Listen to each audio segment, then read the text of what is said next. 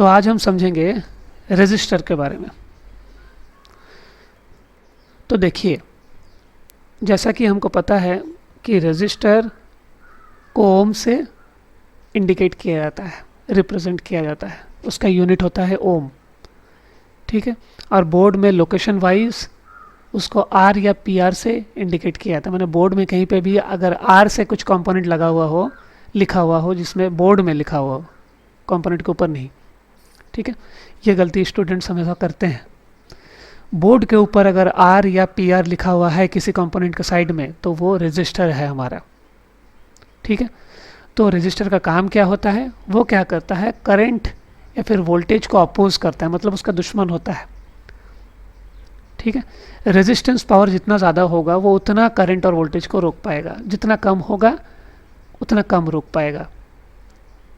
ठीक है, तो चलिए आगे बढ़ते हैं, इसको और अच्छी तरह से समझेंगे हम आगे। देखिए, अब जैसे कि मैंने बताया कि वो रोकता है वोल्टेज और करंट को, तो यहाँ पे मैंने एक एग्जांपल दिया है। देखिए यहाँ पे 19 वोल्ट का एक सप्लाई है और वो उसका 2 एम्पियर है। तो वो जब रेजिस्टर से होके गुजरेगा तो क्या करेगा, ज़रा देखते हैं। देखिए, ये अंदर गया और जब निकला क्या हो गया, वोल्टेज और करंट दोनों ड्रॉप हुआ according to the value of the resistor, मतलब रेजिस्टर के वैल्यू के हिसाब से वो ड्रॉप किया। ठीक है, चलिए आगे बढ़ते हैं। अब देखिए, हमारे लैपटॉप मदरबोर्ड या डेस्कटॉप मदरबोर्ड में दो तरह की आपको रजिस्टर जनरली मिलेंगी। एक इंडिविजुअल मतलब सिंगल रजिस्टर, और एक नेटवर्क रजिस्टर बोलते हैं, जिसमें क्या होता है कि आपके एक ही पैक में 4 इंडिविजुअल रजिस्टर लगा हुआ होता है। पैकेज ऑफ रजिस्टर होता है, 4-3 का पैकेज होता है, 2 का भी पैकेज होता है, एक साथ दोनों लगा हुआ होता है, तो उसको हम बोलते हैं नेटवर्क रजिस्टर। ठीक है, तो हम देखेंगे। देखिए अब क्या होता है, रजिस्टर पे आपका कोडिंग होता है, रजिस्टर के ऊपर कोडिंग होता है। अगर वो कोडिंग किसी लेटर से बिलोंग कर रहा है, अगर कहीं पे कोई रजिस्टर के आसपास में स्कीमेटिक डायग्राम में भी होता है लेटर लिखा हुआ है, तो अलग अलग लेटर का अलग अलग इंडिकेशन होता है। जैसे कि देखिए यहाँ पे बी का दिया हुआ है कितना %, ठीक है, उसी तरह से एम का 20%, के का 10%, जे का 5%। टॉलरेंस मतलब क्या होता है? टॉलरेंस का मतलब ये होता है कि वो अपने वैल्यू से कितना ज़्यादा या कितना कम टॉलरेट कर सकता है। टॉलरेंस मतलब उसका कैपेसिटी कितना है, कितना ज़्यादा। जैसे हम जैसे हमारा खाने का कैपेसिटी एक होता है, तो उससे कितना ज़्यादा या कितना कम खाने से हमको चलता है, सबका एक टॉलरेंस होता है उसके कैपेसिटी के हिसाब से। तो वही टॉलरेंस यहाँ पे है, तो वो कोड के ऊपर डिपेंड करता है। अगर लेटर है तो लेटर उसको डिफाइन करेगा कि वो पर्टिकुलर पैकेज जो है रजिस्टर का, जो भी कंपनी ने बनाया है, वो कितना टॉलरेट कर सकता है, उसके कैपेसिटी से ज़्यादा या कम काम कर सकता है उस पर। ठीक है, चलिए आगे बढ़ते हैं। देखिए, अब जो रजिस्टर का हम वैल्यू खोजेंगे तो उस पर कोड लिखा रहता है। तो वो कोड जनरली हम 3 तरीके का ही कोड हमको मिलता है। एक को बोलते हैं 3 डिजिट कोडिंग, एक को बोलते हैं 4 डिजिट कोडिंग, और एक होता है जो स्पेशली बहुत कम मिलता है, EIA 96 कोडिंग। ठीक है, अब 3 डिजिट कोडिंग जो होता है उसमें हम क्या करेंगे वो हम देखते हैं। यहाँ पे नीचे लिखा हुआ है, मैं आगे का स्लाइड में आपको समझाता हूँ, या पढ़ सकते हैं, पॉज करके आप पढ़ लीजिए इसको, फिर हम आगे बढ़ के देखते हैं। देखिए 3 डिजिट कोडिंग अगर है तो उसका मतलब क्या है, हमेशा याद रखिएगा पहला 2 को वैसा का वैसा ही रखना है और थर्ड को 10 के साथ पावर में डाल देना है। ठीक है, अगर 450, देखिए यहाँ पे एग्जांपल दिया हो, 450 मतलब 45 वैसा का वैसा ही हुआ, multiply by 10 to the power उतना 0, मतलब 45 ओम हुआ। अगर 1 है लास्ट में तो 10 टू द पावर 1, अगर 5 है तो 10 टू द पावर 5, मतलब क्या है, जितना डिजिट है लास्ट में उतना 0 बिठा दीजिए आप। 10, उसके बाद 5 टू 0 और 2 उसके बाद 1 टू 0। देखिए कैलकुलेशन में वही आता है। अब देखिए किसी किसी रजिस्टर में आपको R लिखा मिलेगा बीच में, ठीक है, R मिलेगा, जो हम प्रैक्टिकल में देखेंगे। तो देखिए यहाँ पे आर में, आर का मतलब क्या है, आर का मतलब होता है पॉइंट, और 3 डिजिट कोडिंग रजिस्टर में आर कब लिखा रहता है, जब वो स्पेशली 10 ओम से कम हो। 10 ओम से कम रजिस्टर में आर लिखा रहता है 3 डिजिट कोडिंग में, ये ध्यान रखिएगा। आर मतलब 3R3 मतलब 3.3 ओम, देखने से पता चल जाएगा, कैलकुलेट भी करने का ज़रूरत नहीं है। चलिए अब देखते हैं 4 डिजिट कोडिंग। 4 डिजिट कोडिंग में पहला 3 को वैसा का वैसा ही रखना है, और अगेन लास्ट को मल्टीप्लाई कर देना है। देखिए यहाँ पे है 4700, 470 multiply by 10 to the power 0 is equal to 470 ohm. देखिए यहाँ पे 1 है, मतलब यहाँ पे 10 टू द पावर 1, मतलब और एक 0 ऐड होगा। यहाँ पे 2 है, मतलब और 2 0 ऐड हो जाएगा, 7900 होगा, सॉरी 79900 होगा।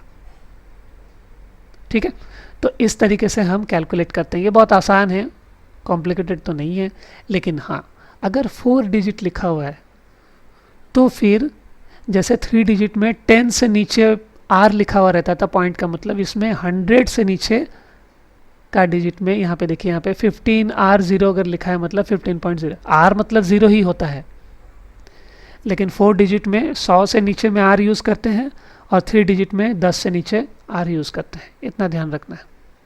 ठीक है, अब नेक्स्ट देखते हैं हम। नेक्स्ट आप देखिए EIA96 कोडिंग। ये क्या होता है, इसमें पहले 2 में देखिए डिजिट है, लास्ट में एक लेटर है। तो ये डिजिट का मतलब क्या होता है, लेटर का मतलब क्या होता है, वो दोनों आपको टेबल में देखना पड़ेगा। ठीक है, मतलब ये जो लेटर है, लेटर ये डिफाइन करता है कि कितने से मल्टीप्लाई करना है, और ये जो डिजिट है उसका कोडिंग के हिसाब से उसका वैल्यू निकालना पड़ेगा। तो दोनों आपको चार्ट देखना पड़ेगा। चलिए आगे जाके देखते हैं, लिखा हुआ यहीं पे पढ़ लीजिएगा एक बार पॉज करके वीडियो। देखिए यहाँ पे Z का मतलब कितना मल्टीप्लायर है, सब चीज़ दिया हुआ है। A का मतलब 1 है, B से H तक, B और H, B से H नहीं सॉरी, B या फिर H कुछ भी हो 10 मल्टीप्लायर होगा, C मतलब 100 मल्टीप्लायर होगा, D मतलब 1000, 10,000, 1 लाख। ठीक है, तो इस तरीके से हमको मल्टीप्लाई करना पड़ेगा। हम एग्जाम्पल भी देखेंगे। और कोडिंग का मतलब देखिए यहाँ पे बहुत सिंपल है। अगर 01 कोड है, अगर 01 कोड है तो 100 उसका मतलब है, वैल्यू उसका। ठीक है, अगर 02 मतलब 2, 102, ये कोडिंग ही देखना है, इसका कोई लॉजिक नहीं है। तो आपको याद ये टेबल रखना पड़ेगा, देखना पड़ेगा। बाई चांस अगर ऐसा रजिस्टर मिला, बहुत कम मिलता है, एक्चुअली मिलता ही नहीं है, मिल गया तो ऐसे आप करेंगे। जैसे यहाँ पे देखिए 81, उसका मतलब 681 होता है, और उसके साथ मल्टीप्लाई कर दीजिएगा उसका जो भी लेटर लिखा रहेगा। चलिए एग्जाम्पल देखते हैं एक। देखिए यहाँ पे एग्जाम्पल क्या है, 92Z। 92Z देखिए यहाँ पे 92 का मतलब क्या है देख लेते हैं। देखिए यहाँ पे 92 का मतलब 887 दिया हुआ है। ठीक है, तो यहाँ पे देखते हैं 92Z मतलब 887, और Z का मतलब था 0.001, तो उसको मल्टीप्लाई कर दिया गया। ठीक है, अब देखते हैं 38C, C का मतलब 100 था, तो और 38 का मतलब 243 होगा, आप टेबल में देख लीजिए। तो इससे ये मल्टीप्लाई कर दिया गया। तो इस तरीके से हम रजिस्टर को चेक करते हैं। अब चेकिंग में क्या होता है, मल्टीमीटर को हमेशा रजिस्टर मोड में ही रखिएगा, मतलब ओम में, ओम एक कैटेगरी होता है मल्टीमीटर में, तो उस मोड में रख के हम रजिस्टर चेक करते हैं। कैसे करते हैं हम प्रैक्टिकल में देखेंगे उसका प्रोसीजर पूरा। ठीक है, तो आगे बढ़ते हैं। देखिए सीरीज़ में जब भी रजिस्टर लगा रहेगा तो उसका वैल्यू ऐड होगा। सीरीज़ में जब भी रजिस्टर लगा रहेगा तो उसका वैल्यू ऐड होता जाता है। ठीक है, पहले भी मैंने बताया है। Next parallel. पैरेलल में जब भी रजिस्टर लगा रहेगा तो वो डिवाइड हो जाता है, इक्वली डिवाइड हो जाता है। अगर 2 होगा तो आधा आधा हो जाएगा, 3 होगा तो 1/3 हो जाएगा। ठीक है,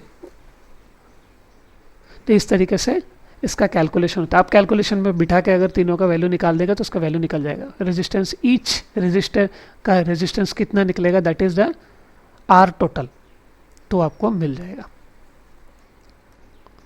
देखिए अब और एक कॉन्सेप्ट में बताने जा रहा हूँ, आपको समझना ज़रूरी है। एक होता है पुल अप रजिस्टर और एक होता है पुल डाउन रजिस्टर।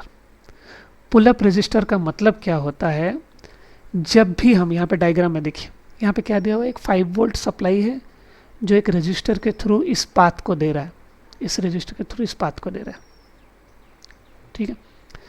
जब भी कोई एक्स्ट्रा सप्लाई हम किसी चैनल पे रजिस्टर के थ्रू लगाते हैं तो उसको पुल अप रजिस्टर बोलते हैं। वो किस किस रीज़न से लगाते हैं वो आप थ्रू आउट द कोर्स आप सीखेंगे, और रजिस्टर का प्रैक्टिकल में मैं आपको दिखाऊंगा किस तरह से होता है, क्या होता है, स्कीमेटिक डायग्राम में आपको दिखाऊंगा, ठीक है। तो पुल अप दिया जाता है एक्स्ट्रा कुछ सोर्स वोल्टेज पास करने के लिए रजिस्टर के थ्रू। अगर रजिस्टर बीच में नहीं लगा रहेगा तो ये दोनों शॉर्ट हो जाएगा, मतलब ये सिग्नल और ये पाथ सेम हो जाएगा। उसको डिवाइड करने के लिए एक रजिस्टर बीच में दिया जाता है, ठीक है। आई होप समझ में आ गया हो। चलिए नेक्स्ट जाते हैं। तो यही लिखा हुआ है, आप पॉज करके पढ़ लीजिए। पुल डाउन रजिस्टर क्या होता है, पुल डाउन अगेन रजिस्टर के थ्रू सर्किट को ग्राउंड किया जाता है, उस सिग्नल पॉइंट को या फिर उस लाइन को ग्राउंड किया जाता है। क्यों ग्राउंड करते हैं, क्योंकि एक सर्किट कंप्लीट तभी होता है जब उसको फाइनली ग्राउंड मिलता है। तो कभी अगर कोई सर्किट में कहीं पे उसको उस सर्किट को कंप्लीट करना हो सप्लाई के लिए ताकि वो काम करे सर्किट, तो उसको रजिस्टर के थ्रू ग्राउंड किया जाता है, अदरवाइज़ वो शॉर्ट हो जाएगा। ग्राउंड से डायरेक्ट कर देंगे तो क्या होगा, वो शॉर्ट हो जाएगा। तो इसलिए एक रजिस्टर बीच में लगाया जाता है। और मिनिमम 10 का रजिस्टर क्यों लगाया जाता है, ताकि वो पूरी तरह से ग्राउंड नहीं हो जाए। कम वैल्यू अगर हुआ रेजिस्टेंस का, ठीक है, तो क्या होगा, वो लगभग ग्राउंड कर देगा वोल्टेज को। तो मिनिमम 10 के होता ही है, ठीक है। 10 के होने से क्या फ़ायदा होगा कि वो बहुत धीरे धीरे धीरे धीरे ग्राउंड करेगा। तो इससे क्या होगा, हमको ग्राउंड भी मिल जाएगा सर्किट में और वो वोल्टेज भी ग्राउंड नहीं होगा। तो इसीलिए हम लोग पुल डाउन रजिस्टर का यूज़ करते हैं। ये सब प्रैक्टिकली हम देखेंगे यूज़ करते हैं। और एक बहुत बहुत इम्पॉर्टेंट कॉन्सेप्ट है हमारा वोल्टेज डिवाइडर। वोल्टेज डिवाइडर क्या करता है, वोल्टेज को डिवाइड करता है एक फॉर्मूला के बेस पर। देखिए उसका नियम क्या है वोल्टेज डिवाइडर का। पहला नियम है कि एक से ज़्यादा रजिस्टर होनी चाहिए, वो भी सीरीज में। पहला नियम है एक से ज़्यादा रजिस्टर होनी चाहिए, वो भी सीरीज में, और लास्ट कोई एक रजिस्टर, एंड वाला रजिस्टर ग्राउंड से कनेक्ट होना चाहिए। पहला है सीरीज होना चाहिए, उसके बाद और एक है ग्राउंड से कनेक्ट होना चाहिए, लास्ट वाला। तो उसको वोल्टेज डिवाइडर रूल में आप डाल सकते हैं। मतलब देखिए यहाँ पे ये जो 10 वोल्ट है, ये 10 वोल्ट आपका सप्लाई हुआ, वीसीसी सप्लाई हुआ, ठीक है। और ये हुआ 5 वोल्ट। ये 5 वोल्ट कैसे हुआ हम देखेंगे। वो इसको आपको यहाँ पे इस फॉर्मूला में आपको पुट करना पड़ेगा, 10 मल्टीप्लाई बाई R2। अच्छा, R2 मतलब हमेशा होता है, आप पकड़ना है ऐसे, R2 का मतलब हमेशा आप पकड़ना जो ग्राउंड से नियर बाई ग्राउंड है उसको R2 हम बोलते हैं, ठीक है। तो अब क्या होगा, VCC मल्टीप्लाई बाई R2 मतलब 10 मल्टीप्लाई बाई 10, ओके, और R1 प्लस R2। फिर क्या करेंगे, 10 प्लस 10। देखिए यहाँ पे कितना आ रहा है, 5 वोल्ट आ रहा है।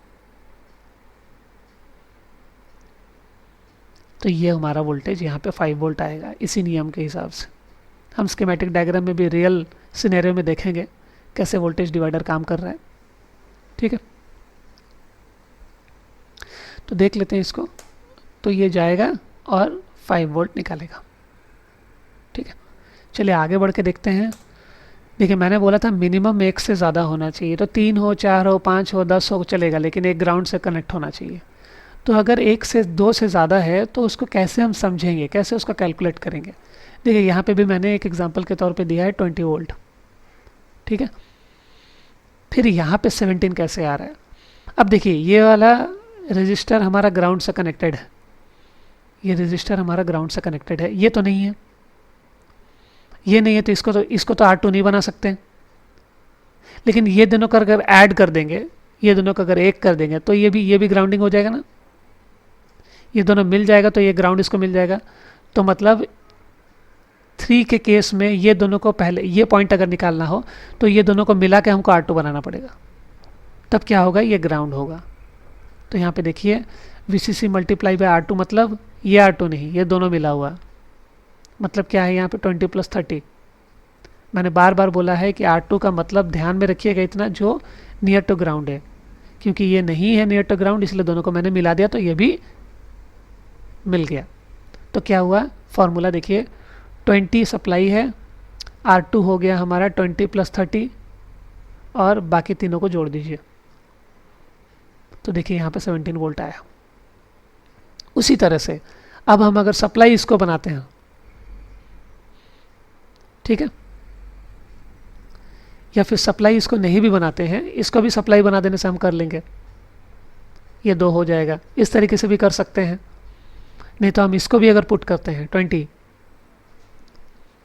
ठीक है, 20, उसके बाद क्या होगा हमारा, इसके लिए क्या होगा, अब इसके लिए R2 ये होगा, तो 30 मल्टीप्लाई बाय 30 और बाकी तीनों को ऐड कर दीजिए, 10 + 20 + 30, देखिए यहाँ पे 10 वोल्ट होगा। ध्यान रखिएगा ये सारे वोल्टेज का डिफरेंस 20 होना चाहिए। जैसे 20 और 17 के बीच में डिफरेंस होता है 3, 17 और 10 के बीच डिफरेंस होता है हमारा 7, 7 और 3 क्या हुआ, 10 हो गया, और 10 और 0 के बीच में डिफरेंस हुआ 10, 10 + 10 20 हो गया, तो वह 20 आना चाहिए। आप इस तरीके से कैलकुलेट कर सकते हो, या फिर इसको भी आप सप्लाई बना सकते हो, इसको आप सप्लाई बना दो 17 को, फिर ये दोनों को R1 R2 कर दो, फिर उस तरह से भी निकाल सकते हो। तो आपकी मर्ज़ी किस तरह से आप निकालोगे। वोल्टेज डिवाइडर का कॉन्सेप्ट जानना बहुत ज़रूरी है, रिपेयरिंग में बहुत काम आता है, ठीक है। तो चलिए आगे मूव करते हैं। देखिए यहाँ पे इस तरह से किया गया है।